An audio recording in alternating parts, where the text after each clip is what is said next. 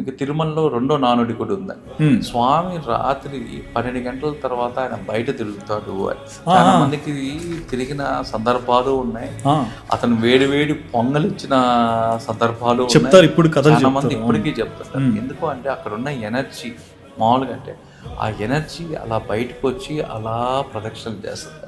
ఆ ఎనర్జీ ఫామే కొంతమందికి అది దేవుడిలాగా కనిపిస్తుంది. సో ఇవన్నీ ఏంటంటే లైవ్ ఎనర్జీ సెంటర్స్. ఇదే విధంగా మీకు ఈ సర్పక్షేత్రాలు, సర్పశక్తి కేంద్రాలు అని నేను ఇదొకటి అంటే డైరెక్ట్గా భగవంతుడితో డైరెక్ట్గా మీరు ఇంటరాక్ట్ అయ్యే ప్లేసెస్ అండి.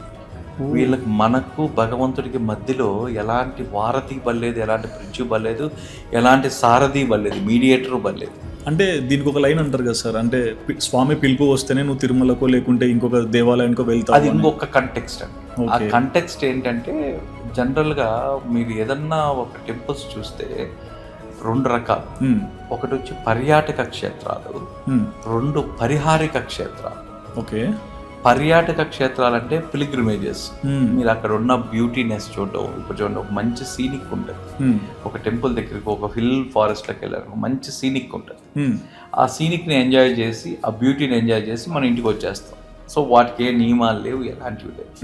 కానీ పరిహారిక క్షేత్రాలు అంటే నాకు ఏదైనా ప్రాబ్లం ఉండి నేను పోయాను, ఆ ప్రాబ్లం రికవరీ కావాలి అంటే ఆ ట్రీట్మెంట్ అనేది ఉంటుంది.